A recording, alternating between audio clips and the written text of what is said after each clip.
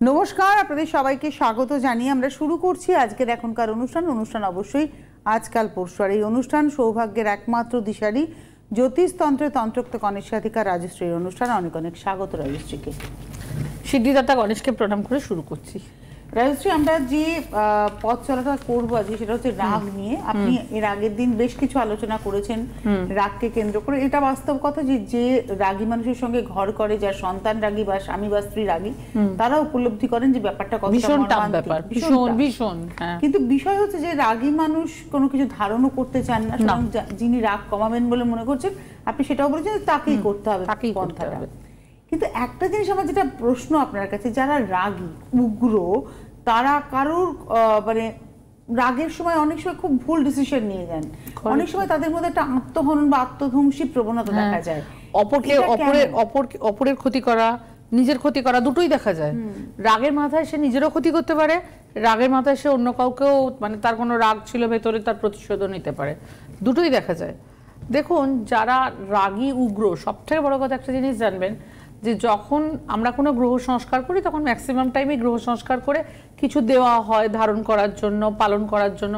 কিন্তু কোনো রাগী মানুষ তো কোনো কিছু ধারণ করার প্রশ্নই আসে না, আর পালনও সে নিজে করবে এটাও একদম আশা করা যায় না। সুতরাং সেই ক্ষেত্রে যেটা আমাদের করতে হয়, রাগী মানুষকে কোনো কিছু না জানিয়ে, কিচ্ছু তাকে না বলে, তোমার জন্য এটা করছি এই কথা বলারই দরকার নেই, কোনো কিছু না জানিয়ে, কোনো কিছু না ধারণ করিয়ে তাকে কিন্তু ঠান্ডা করা যায়। মা শীতলার পুজোর দ্বারা, শীতলা বিশেষ শীতলার বিভিন্ন প্রয়োগ আছে, সেই শীতলার বিভিন্ন প্রয়োগের মাধ্যমে কিন্তু যে কোনো রাগী মানুষের মাথা ঠান্ডা করা যায়। সে কিচ্ছু জানতে পারবে না, কিচ্ছু বুঝতে পারবে না।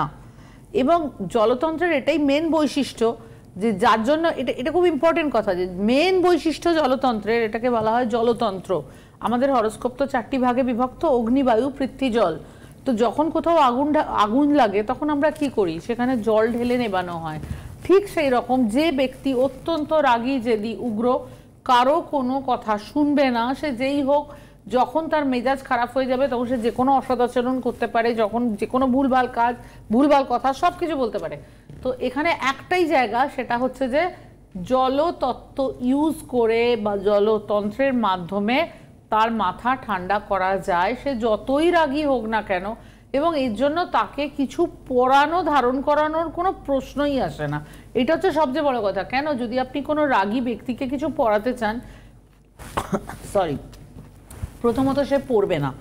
2 নম্বর কথা হচ্ছে, যদি আপনি তাকে অনেক ভালো কথা বলে বুঝিয়ে টুঝিয়ে ভাবলেন যে তাকে কিছু পড়াবো, সেটাও যখন তার রাগ হবে আবার খুলে ফেলে দেবে। সুতরাং আলটিমেট কোনো লাভ নেই। যেটা করা সেটা হচ্ছে যে যখন কোথাও আগুন লাগে তখন আমরা কি করি, জল ঢালি। ঠিক সেই রকম যারা অত্যন্ত রাগী তাদেরকে শান্ত করার জন্য জলতত্ত্ব প্রয়োগ করতে হয়। অবশ্যই ডাইরেক্ট জল ঢালা নয়, জলতত্ত্ব প্রয়োগ নিশ্চয়ই পদ্ধতি। হ্যাঁ, একটা পদ্ধতি।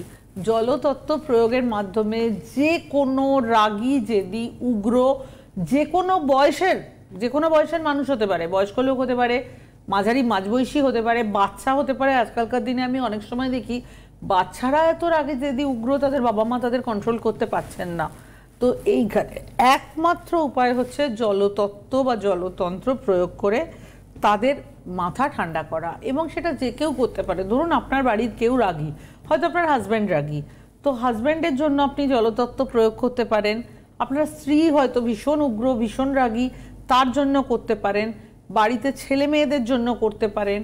কারো দেখা গেল দাদা, দিদি, ভাই বা বোন যথেষ্ট ভালো পড়াশোনা সব কিছু, কিন্তু যখন রাগ উঠছে, যখন মাথা গরম হচ্ছে, সমস্ত কাণ্ডজ্ঞান লোপ পাচ্ছে এবং কি করবে কি করবে না সেই মুহূর্তে। অ্যাকচুয়ালি রাগকে আগুনের সঙ্গে তুলনা করা হয়। আগুন যেমন কোথাও লাগলে সব কিছু ধ্বংস করে দেয়, রাগ কিন্তু জাস্ট লাইক আগুনের মতো। মানে যখন কারো সত্যি সত্যি যদি সাংঘাতিক রাগ ওঠে, তখন সে সব কিছু ধ্বংস করে ফেলতে পারে। এবং তখন কে তার শত্রু, কে তার মিত্র, কিছুই তার মাথায় থাকে না। এবং এই জায়গাটা থেকে সাংসারিক শান্তি নষ্ট হওয়া, পড়াশোনা নষ্ট হওয়া, অনেক ভালো স্টুডেন্টকে আমি দেখেছি প্রচণ্ড রাগের কারণে পড়াশোনা নষ্ট হয়ে গেছে। যথেষ্ট মেধাবী ব্রিলিয়ান্ট স্টুডেন্ট, কিন্তু ঠিকমতো পড়াশোনা হয়নি ডিউ টু রাগ। রাগের কারণে সে পড়াশোনাটা পর্যন্ত কমপ্লিট করতে পারেনি। আর রাগকে সবসময় ধ্বংসাত্মক, এবং অনেক সময় যখন কোনো মানুষের রাগ ওঠে, সেই রাগটাকে অনেক সময় আমি আত্মধ্বংসী বলে চিহ্নিত করব। যে যখন সে রেগে যাচ্ছে তখন কিন্তু সে নিজের ক্ষতিই সবচেয়ে বেশি করছে। হয়তো অন্য লোকের সঙ্গে খারাপ ব্যবহার করছে, কাউকে মারধর করলো বা কারোর সঙ্গে প্রচন্ড ঝগড়া করলো, কর্মক্ষেত্রে ভালো চাকরি করছিল, চাকরি ছেড়ে দিয়ে চলে এলো, ভালো ব্যবসা করছিল, ব্যবসার পার্টনারের সাথে কোনো একটা গন্ডগোল হলো, ব্যবসা ছেড়ে দিয়ে চলে এলো।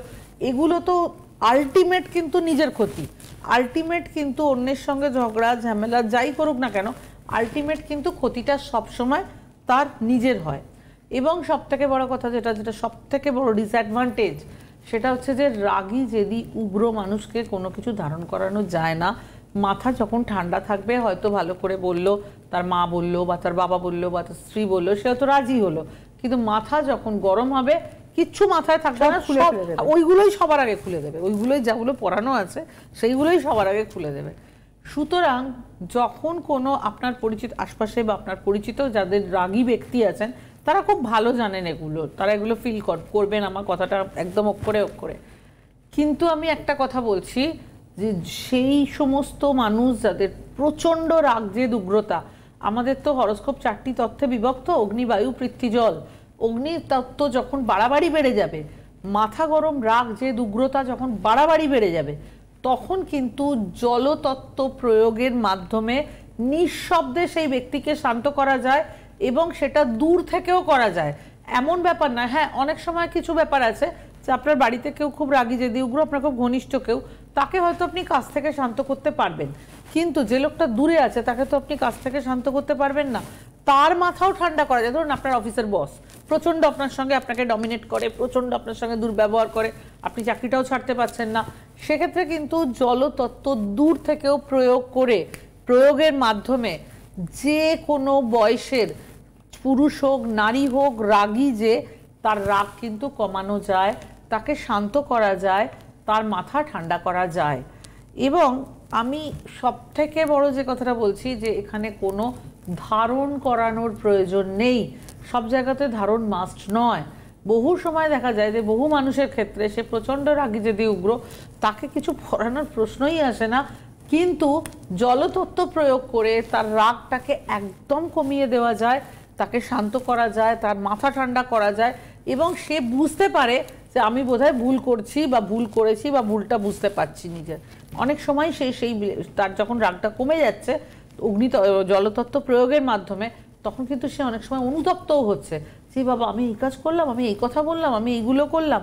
সুতরাং আমি একটা কথা বিশেষভাবে বলবো যে আমাদের হরোস্কোপ যে 4টি তত্ত্বে বিভক্ত, অগ্নি বায়ু পৃথ্বী জল, জলতত্ত্ব প্রয়োগের মাধ্যমে যে কোনো রাগী মানুষ, তার সঙ্গে আপনার যে সম্পর্কই হোক না কেন, সেই রাগকে কমিয়ে দেওয়া যায়, এবং দুজনের মধ্যে ভালো সম্পর্ক তৈরি হওয়া, মধুর আচরণ করা, মধুর ব্যবহার করা, ঠান্ডা থাকা, শান্ত থাকা, নিজের ভালো বোঝা। সবচেয়ে বড় কথা, রাগকে যেহেতু আগুনের সঙ্গে তুলনা করা হয়, অনেক সময় না রাগী লোক নিজের ভালোটাও বুঝতে পারে না। আসলে তো একটা কথা খুব পরিষ্কার, হ্যাঁ আপনি ভালো থাকবেন কি ভালো থাকবেন না সেটা আপনার উপরে ইচ্ছের উপরে ডিপেন্ড করছে। চারপাশে প্রচুর মানুষ আমরা রয়েছি, সবাই ভালো আছেন এমন নয়, আবার সবাই খারাপ আছেন এমন নয়। যারা ভালো আছেন তারা তাদের ইচ্ছেটা ছিল যে আমি ভালো থাকবো, এবং প্রতিকূল পরিস্থিতিকে তারা অনুকূলে নিয়ে এসেছেন, এবং সেখানে পরামর্শের মাধ্যমে আমার মনে হয় যারা অনুষ্ঠান দেখছেন অবশ্যই রাজশ্রীর সঙ্গে যোগাযোগ করতেই পারেন। আগামীকালই রাজশ্রীর অনলাইন চেম্বার রয়েছে, এবং এই শুক্র শনি রবি বর্ধমান দুর্গাপুর আসানসোলে চেম্বার রয়েছে। 19, 20, 21 বর্ধমান দুর্গাপুর আসানসোল। আপনারা যারা দেখাতে চাইছেন 19, 20, 21 বর্ধমান দুর্গাপুর আসানসোলের বন্ধুরা যোগাযোগ করবেন, হেল্পলাইন নাম্বারে ফোন করে অবশ্যই অ্যাপয়েন্টমেন্ট নিয়ে নেবেন। আমাদের সঙ্গে একজন বন্ধু আছেন। নমস্কার, কে রয়েছেন? হ্যালো, নমস্কার। আপনাদের দুজনকে। আপনি কে বলছেন, কোথা থেকে বলছেন? আমি কোচবিহার থেকে বলছি, আমি মেয়ে সম্বন্ধে জানবো। কোচবিহার থেকে, হ্যাঁ বলুন। মেয়ের নাম সুজাতা বর্মন। আচ্ছা, আপনারা জানাশুনো কেউ এসেছিলেন? হ্যাঁ হ্যাঁ, আমার এক কাকার তো বোন ছিল, ওর বিয়ে সমস্যা ছিল, প্রথম বিয়ে ভেঙে গেছে, দ্বিতীয়বার বিয়ে হয়েছে, ভালো আছে তো? আচ্ছা, প্রথম বিয়ে ভাঙার পরে এসেছিলেন নাকি না যখন ডিভোর্স চলছিল তখন এসেছিলেন? মানে ওদের গন্ডগোল চলছিল তখন এসেছিলেন। তখন রাজশ্রী বলেছিলেন যে এই বিয়েটা ভেঙে নতুন করে বিয়ে করতে। হ্যাঁ হ্যাঁ হ্যাঁ হ্যাঁ, এইটাই হচ্ছে রাজশ্রীর বিয়ের ব্যাপারে। রাজশ্রীর যে সম্পর্কটা থাকার সেটাকে উনি ভাঙেন না, যেটা ভাঙার সেটাকে উনি রাখেন না, বলেন যে মেয়েটি এখন ভালো আছে। বাহ, এটাই তো দরকার। আজকে আপনি আপনার নিজের মেয়ের সম্পর্কে জানবেন। ডেট অফ বার্থ বলুন। 28/9/92। 28শে সেপ্টেম্বর 1992। হ্যাঁ।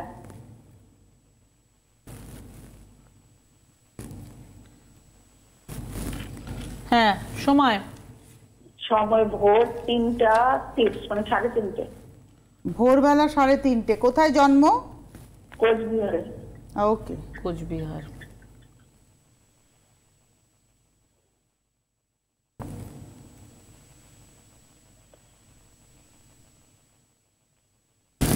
আচ্ছা, 28শে সেপ্টেম্বর 1992, সেদিন ছিল সোমবার, ভোর 3:30, কোচবিহার। সিংহ লগ্ন, তুলা রাশি। সিংহ লগ্ন, তুলা রাশি, চিত্রা নক্ষত্র। চিত্রা হচ্ছে মঙ্গলের নক্ষত্র, দেবাড়ি বা রাক্ষসগণ। মেন হরোস্কোপে যাব। মেন হরোস্কোপে যেটা দেখতে পাচ্ছি, গ্রহরা মার্গী অবস্থায় রয়েছে, শনি মকরে বক্রী অবস্থায় রয়েছে। আচ্ছা, যেটা আমি বলবো সেটা হচ্ছে এই হরোস্কোপে, একটা সেকেন্ড, যেটা আমি বলবো এই হরোস্কোপে সেটা হচ্ছে লগ্ন হচ্ছে সিংহ, লগ্নের একাদশে রয়েছে মঙ্গল এবং কেতু, দশমভাবে ষষ্ঠভাবে শনি সক্ষেত্রস্থ, শুক্র চন্দ্রের শুভ যোগ আছে এবং দ্বিতীয়ভাবে রবি বুধ বৃহস্পতি একসঙ্গে রয়েছে। এখানে আমি যেটা বলবো, এই হরোস্কোপে মঙ্গল কেতু একসঙ্গে থাকার জন্য রাগ জেদ উগ্রতার জায়গাটা বাড়াবাড়ি মাত্রায় আছে। দেখুন এই হরোস্কোপে হ্যাঁ মেয়েটির অত্যন্ত ভালো গ্রহ পজিশন, কিন্তু ঘটনাটা হচ্ছে যে লগ্নের দ্বিতীয় রয়েছে রবি, বুধের সঙ্গে বৃহস্পতি রবি রয়েছে, শুক্র চন্দ্রের যোগটা অতি শুভ, কিন্তু হরোস্কোপে বিবাহিত লাইফের জায়গাটাকে আমি খুব শুভ বলতে পারছি না। সপ্তমপতি শনি ষষ্ঠে সক্ষেত্রস্থ অবস্থায় রয়েছে এবং রাহু দৃষ্ট, যার জন্য এই হরোস্কোপে আমি যেটা বলবো সেটা হচ্ছে বিবাহিত জীবন বা দাম্পত্য জীবনে যথেষ্ট সমস্যার যোগ রয়েছে এবং এর যে হাজব্যান্ড হবে সেই হাজব্যান্ডের প্রচন্ড মাথা গরম হওয়ার কথা, সাংঘাতিক রাগ যে উগ্রতা হওয়ার কথা। মেয়েটিরও আছে, হাজবেন্ডেরও আছে। একদম ঠিক, এটা সমস্যা, আর অন্য কোনো সমস্যা নেই। হাজবেন্ড মানে বাড়াবাড়ি পর্যায়ের রাগ যে উগ্রতা, এবং এই রাগ যে উগ্রতার জন্য অনেক সময় এমন অনেক কাজ করে যাতে নিজের ক্ষতি হয়। হ্যাঁ, বড়দের সম্মান করে না, কথা বলে না, এরকম অবস্থা। এখন কি করা যাবে এটা? দেখুন, কতদিন বিয়ে হয়েছে মেয়ের? কতদিন বিয়ে হয়েছে? 2 বছর হয়েছে, একটা মেয়ে হয়েছে। গ্রহ সংস্কার করতে হবে, জলতন্ত্র প্রয়োগ করতে হবে। আমাদের হরোস্কোপ যে 4টি তত্ত্বে বিভক্ত, অগ্নি, বায়ু, পৃথ্বী, জল, জলতন্ত্র প্রয়োগ করতে হবে। আচ্ছা, ওর কি চাকরির যোগ আছে? চাকরির যোগ আছে, সবটাই পেতে পারে। আগে আপনি ছকটাকে ঠিক করুন, কারণ মানসিকভাবে তো সে ভালো নেই। হাজবেন্ড এত উগ্র, তাহলে সে মানসিকভাবে তার স্ত্রী ভালো থাকবে কি করে? কখনোই হবে না। একদম, আপনি যোগাযোগ করতে থাকুন। আর আমি আরেকবার বলে দেবো, আপনার বাড়ি হচ্ছে কোচবিহারে, উত্তর বাংলায় রাজশ্রীকে আপনারা শিলিগুড়িতে পাবেন। শিলিগুড়িতে চেম্বার রয়েছে হচ্ছে অনেকটাই পরে আছে শিলিগুড়ির চেম্বার, আপাতত আমি তো এখানে খুঁজে পাচ্ছি না শিলিগুড়ির চেম্বার। আপনারা একটু জেনে নিন, দেখে নিন। 2রা জুন, 2 জুন শিলিগুড়িতে চেম্বার রয়েছে, আগামী 2রা জুন।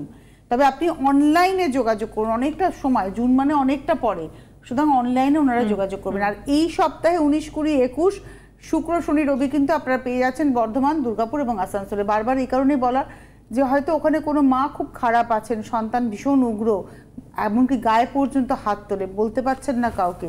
আপনি পারেন আপনার সন্তানকে সুপথে নিয়ে আসতে, বিপদ থেকে সুপথে নিয়ে আসতে। স্বামীর সাথে সংসার করতে চাইছেন, সন্তান আছে, কিন্তু অসম্ভব মেজাজি স্বামী, তাকে কন্ট্রোলে রাখতে পারছেন না। আপনারা যোগাযোগ করুন রাজশ্রীর সাথে, দেখবেন আপনার সংসারটা সত্যিই সুখের হবে। একটু নিজেকে ইচ্ছে করে এগিয়ে আসতে হবে, বাদবাকিটা কিন্তু অবশ্যই আমরা ছাড়তেই পারি, কারণ অলমাইটি পাওয়ারের হাতে কিন্তু আমরা জানি সবটাই আছে, সবকিছু একদমই তাই। তো চলে যাই আলোচনাতে। দেখুন, আমি একটা কথা খুব বিশেষভাবে বলবো, যে এই যে রাগ, এই যে জেদ, এই যে উগ্রতা, এটা আসে হরোস্কোপে যদি অগ্নিভাব বেশি হয়, তখন এই জিনিসটা আসে। এবং অগ্নিভাব যখন হরোস্কোপে বেশি হয়, তখন সে ছেলে হোক বা মেয়ে হোক, যাই হোক না কেন, মানে জাতক জাতিকা যাই হোক না কেন, সে তার নিজের রাগটাকে কন্ট্রোল করতে পারে না। এবং এই রাগটাকে কন্ট্রোল করতে না পারার ফলে অনেক সময় অনেক রকম সমস্যা তৈরি হয়। যেমন আমি আপনাদের বলছি, কিছুদিন আগে আমার কাছে এক ভদ্রমহিলা এলেন। ভদ্রমহিলা এসে বললেন যে আমি আমার ছেলের বিয়ে দিয়েছিলাম, একটু চেনাশোনাও ছিল আমাদের মধ্যে, তো আমি বিয়ে দিয়েছিলাম, আমি খুব মানে নিজেদের মধ্যে কাছাকাছির মধ্যে চেনা পরিচিতর মধ্যে বিয়ে হয়েছে বলে আমি খুব হ্যাপি হয়েছিলাম। কিন্তু কিছুদিন পরেই দেখা গেল বৌমাকে বিয়ের আগে যেরকম মনে হতো বিয়ের পরে কিন্তু সেই জিনিসটা মনে হচ্ছে না। বৌমার প্রচণ্ড রাগ, প্রচণ্ড উগ্রতা, এবং সেটা এত বাড়াবাড়ি পর্যায়ে যেটা ঠিক শ্বশুরবাড়ির লোকেরা মেনে নিতে পারছেন না। বিশেষ করে বৃদ্ধ শ্বশুর রয়েছেন, তিনি প্রচণ্ড টেনশন অনুভব করছেন এর জন্য, তিনি মানসিকভাবে ভালো থাকতে পারছেন না। মানে ওভারঅল বিয়ের পর টোটাল গৃহ শান্তিটাই নষ্ট হয়ে গেছে। এবং বৌমা তিনি এত উগ্র, তার নিজের মতের বাইরে তিনি এক পাও যাবেন না। তো এই যে ব্যাপারটা, এইটাই যদি বিয়ের আগে ভালো করে দেখিয়ে এটাকে যদি সংস্কার করে বিয়ে দেওয়া যেত, বা অনেক ক্ষেত্রে এরমও বলতে হয় যে না এই বিয়েটা শুভ হবে না, এটা অনেক ক্ষেত্রে বলতে হয়। সুতরাং একটু সবসময় চেষ্টা করা উচিত যে যার মনে হবে যে যার সঙ্গে তার রিলেশন বা যেখানে যে সম্পর্কে রাগ জেদ উগ্রতার জায়গাটা ভীষণ বেশি, সেটাকে ঠান্ডা করে মা শীতলার পুজোর দ্বারা যখন কোথাও আগুন লাগে তখন আমরা কি করি, জল ঢালি।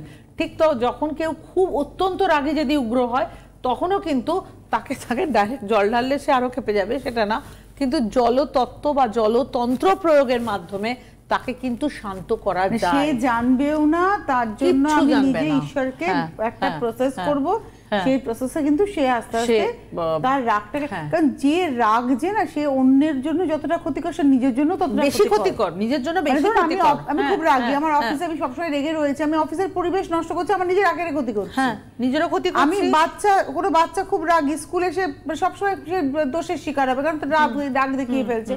তাই রাগটা যেমন, আমার রাগটা যেমন অন্যের জন্য ক্ষতিকর, আমার জন্য ক্ষতিকর, রাগটাকে কন্ট্রোল করতেই হবে। হ্যাঁ, আবার উল্টো ঘটনাটাও হয়, যে ঘটনাটা আমি বললাম এর উল্টো ঘটনাও হয়। সেটা হচ্ছে যে দেখা গেল একটি মেয়ে বিয়ের পরে সে শ্বশুরবাড়ি গেল, সে ভালো করেই হয়তো শান্তিতে ঘর সংসার করবে এই সমস্ত ভেবেছিল, কিন্তু দেখা গেল শ্বশুরবাড়ির লোকেরা তাকে এত জ্বালাতন করছে সে সেখানে টিকতে পারছে না। এবং প্রত্যেকটা ক্ষেত্রে দেখা যায় যে কোনো একজন রাগী ব্যক্তির কারণে, কখনো সেই রাগী ব্যক্তি স্ত্রী হতে পারে, কখনো সেই রাগী ব্যক্তি স্বামী হতে পারে, অনেক সময় তৃতীয় কোনো ব্যক্তি তাদের মধ্যে ঢুকেও একটা সমস্যা তৈরি করতে পারে। আলটিমেট কিন্তু গৃহসুখটা হচ্ছে না। সুতরাং একটা কথা সবসময় মনে রাখবেন, যদি আপনি মনে করেন আপনার যে কোনো প্রিয়জন রাগী জেদি উগ্র, তো তাকে যদি আপনি তার বিয়ে দিতে চান সেক্ষেত্রেও আপনাকে সেটাকে ঠিক করে মাথা ঠান্ডা করার পর বিয়ে দিতে হবে। যদি তাকে আপনি বাইরে পড়াতে যেতেও চান, ধরুন দেখা গেল সে বাইরে পড়তে গেল কিন্তু সেখানে গিয়েও তার এমন রাগ জেদ, এমন উগ্রতা, সঙ্গের বন্ধুদের সঙ্গে গন্ডগোল লেগে গেল, কোথাও চাকরি করতে গেল কলিগদের সঙ্গে গন্ডগোল লেগে গেল, চাকরিটা ছেড়ে দিয়ে চলে এলো, আলটিমেট কিন্তু নিজের ক্ষতি হলো। একটা জিনিস সবসময় মনে রাখবেন, রাগকে আগুনের সঙ্গে তুলনা করা হয়। আগুন যেমন সবকিছু ধ্বংস করে দেয়, রাগও কিন্তু ঠিক তেমনি সবকিছু নষ্ট করে দেয়, সবকিছু ধ্বংস করে দেয়, এবং সেটা জীবনের বিভিন্ন পর্যায়ে আসতে পারে। এবং আমি যেরকম বললাম যে কর্মক্ষেত্রে, অর্থনৈতিক ক্ষেত্রে, সেই সব জায়গাতেও আসতে পারে। অবশ্যই। হ্যাঁ, আমরা একটা টেলিফোন নিয়ে নেব। হ্যাঁ, নমস্কার, কে রয়েছেন?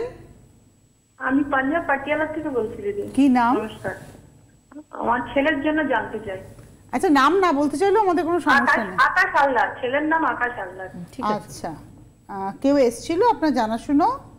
আমার ছেলের জন্য দিদিকে দেখিয়েছিলাম অনেকদিন আগে, 2018 সালে। আচ্ছা, তখন ছেলে কি করতো? হ্যাঁ, তখন ছেলে এইচএস দেওয়ার ছিল, তখন দেখিয়েছিলাম। আচ্ছা, ডেট অফ বার্থ বলুন, আর কিছু বলার দরকার নেই। 28 ফেব্রুয়ারি 2001। 28 ফেব্রুয়ারি 2001। হ্যাঁ, সময় রাত্রি 9:58। 9:58। হ্যাঁ। কোথায়? দুর্গাপুর। আচ্ছা, এই যখন ক্লাস 8 এ পড়তো তখন আপনি দেখিয়েছিলেন? না, হায়ার সেকেন্ডারি যখন দেবে। আচ্ছা, হায়ার সেকেন্ডারি 12 এ যখন পড়তো তখন আপনি দেখিয়েছিলেন। আচ্ছা, ঠিক আছে। প্রতিকার করেছিলেন? হ্যাঁ হ্যাঁ, এখনো করছি যেমন বলেছিল। আচ্ছা, আমার আর যাওয়া হয়নি বলে আর দেখানো হয়নি। আমি পাঞ্জাবে থাকি। এবার শুনুন। ঠিক আছে। 28 ফেব্রুয়ারি 2001 সেদিন ছিল বুধবার, রাত 9:58, দুর্গাপুর, তুলা লগ্ন মেষ রাশি, অশ্বিনী নক্ষত্র, তুলা লগ্ন মেষ রাশি, ভরণী নক্ষত্র। ভরণী হচ্ছে শুক্রের নক্ষত্র, নরগণ। আচ্ছা, যেটা আমি বলবো সেটা হচ্ছে মেন হরোস্কোপে যাব। মেন হরোস্কোপে যেটা দেখছি, গ্রহরা সবাই মার্গী অবস্থায় রয়েছে। মেন হরোস্কোপে আমি যেটা বলবো সেটা হচ্ছে হরোস্কোপে পড়াশোনার ক্ষেত্রে খুব ভালো স্টুডেন্ট হওয়ার কথা, এবং পার্টিকুলারলি পড়াশোনাটা যদি কমার্স রিলেটেড হয় এবং পরবর্তীতে যদি সে মনে করে যে সে MBA করবে বা এই ধরনের কিছু করবে, আরও যথেষ্ট হায়ার স্টাডিজের যোগও রয়েছে, যথেষ্ট ভালো সাফল্য পাওয়ার যোগ হরোস্কোপে রয়েছে, যথেষ্ট ভালো স্টুডেন্ট। কমার্সের জন্য সব থেকে অ্যাপ্রোপ্রিয়েট সাবজেক্ট, এবং পরবর্তীতে যদি MBA করে খুব ভালো হয়। আপনি একটু শেয়ার করুন। এখন ছেলে MBA করছে, বিকম করেছে, এখন MBA করছে। মানে এই রাস্তাটা রাজশ্রী বলে দিয়েছিলেন তো যে এইভাবে এগোক? হ্যাঁ, আমাকে MBA বলেছিলেন উনি যে MBA করলে ভালো হয়। তো ছেলের এটা সেকেন্ড সেমিস্টার হবে, তো প্লেসমেন্ট কেমন কি পাবে সেই জন্য আর কি জানার ছিল। প্লেসমেন্টের জন্য জিজ্ঞেস করছেন, এক সেকেন্ড।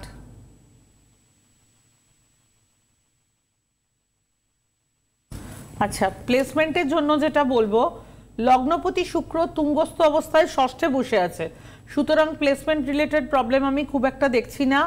হরোস্কোপে সেকেন্ড হাউসে সক্ষেত্রস্থ মঙ্গল রয়েছে, পঞ্চম ভাবে রবি রয়েছে, তবে রবি রাহু দৃষ্ট গ্রহণযোগ করছে, এমনি ঠিকই আছে সব। কিন্তু একটা জিনিস একটু মাথায় রাখবেন, অনেক সময় ছেলের ঘাড়ে যে কাজ করলো না তার দায়ভাগ এসে পড়ার একটা জায়গা আছে, এই ব্যাপারটা একটু সতর্ক থাকতে হবে। কিন্তু আপনি তো প্রতিকার দিয়েছেন, উনি পালন করছেন। গ্রহ সংস্কার তো দেওয়া আছে, আমি করছি, আপনি যা যা দিয়েছিলেন যেমন দেখুন গ্রহ সংস্কার যদি ঠিক করে করেন, গ্রহ সংস্কার করা থাকলে এবং পালন করলে দুশ্চিন্তার কোনো জায়গা নেই। কিন্তু ছেলে ভীষণ জেদি, ওটার জেদ অনেকেরই থাকে। দেখুন জেদটা ঠিক কমানো যায়, বাট আমি ঠিক সেটাতে ইন্টারেস্টেড নই। তার কারণ হচ্ছে জেদ কমে গেলে অনেক সময় আবার একটু শীতলতার ভাবও আসে, মানে একটু বেশি ঠান্ডা হয়ে যাওয়া, কোনো কিছুর প্রতিবাদ না করা। আমি ঠিক আছে যেরকম করা না, বিষয় হচ্ছে যে নিশ্চয়ই রাজশ্রী যদি বুঝতেন যে এই উগ্র জেদটা ক্ষতির দিকে, তাহলে আপনার ছেলের জন্য উনি প্রতিকারের মধ্যেই জেদের ব্যবস্থাটা করে দিতেন। রাজশ্রী বুঝেছেন যে এই জেদটাও পজিটিভলি কাজে লাগবে, একদমই তাই। আপনি নিজেই বুঝবেন যে কোন জেদটা, যদি রাগ হতো, উগ্রতা হতো, তাহলে দেখবেন রাজশ্রী ব্যবস্থা করে দিতেন। কিন্তু এই যে জেদ কিন্তু থাকা দরকার, জেদটা না থাকলে জীবনে বড় হওয়া যায় না। আমি ভীষণভাবে বিশ্বাস করি, আমাকে অনেকে জেদি বলে, আমিও বিশ্বাস করি, কিন্তু জেদটা থাকা থাকলে বড় হওয়া যায় না। জেদ না থাকলে ও কি করে? হ্যাঁ, জেদ না থাকলে তো কম্প্রোমাইজ করে ফেলবে কথায় কথায়, আর কম্প্রোমাইজ করলে তো জীবনে লাভ হয় না। একদমই তাই। তো আমার মনে হয় আপনি ওনার কি যোগাযোগ করার দরকার আছে, ওনার তো প্রতিকার আছে। দেখুন মোটামুটি আপনি তো ভালোই আছেন, সুতরাং যোগাযোগ করার এই মুহূর্তে আমি খুব একটা দরকার দেখছি না। যদি যখন ছেলে চাকরিও পেয়েও যাবে, উনি বলছিলেন প্লেসমেন্টের কথা, আপনি বলুন পেয়েও যাবে, তবে বিবাহিত জীবন ভালো তো? বিবাহিত জীবনও ঠিক আছে, লগ্নের সপ্তমে চন্দ্র বসে আছে, খারাপ কি? তাহলে বিয়ে দেওয়ার আগে জটক বিচারটা করিয়ে নেবেন, একবার এটা করিয়ে নেওয়া দরকার। আর কিন্তু কোনো এই যে প্রতিকার যদি সঠিক হয়, মানে সঠিক যদি প্রতিকার হয় এবং সঠিক প্রতিপালন, রাজশ্রী প্রতিকার রাজশ্রী দেন, কিন্তু সেটাকে সঠিকভাবে প্রতিপালন যদি কেউ করতে পারে, তাহলে কিন্তু তিনি তার জীবনের মোড়টাকে ঘোরাতে পারেন। আজকে এই ছেলেটির কিন্তু আগামী জীবনটা ওর ফরে থাকছে, ওর গ্রিপে থাকছে, এটাই হচ্ছে আসল কথা। এই সপ্তাহে আগামীকাল অনলাইন চেম্বার, শুক্র শনি রবি বর্ধমান দুর্গাপুর আসানসোল।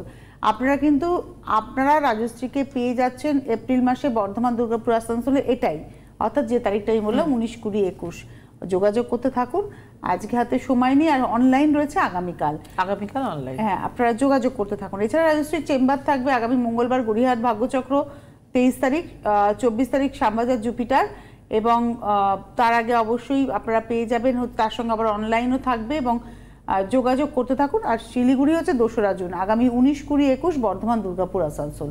ধন্যবাদ রাজশ্রীকে, ধন্যবাদ আপনাদের, নমস্কার। গণেশ সাধিকা রাজস্বী দে এখন আপনাদের হাতের নাগালে, ঘরে বসে লাইভ কলে রাজস্বীদের সুপরামর্শ এবং তার দেওয়া প্রতিকার পেতে অবশ্যই ফোন করুন এই নম্বরে 9830693509। পরিষেবা চার্জেবল।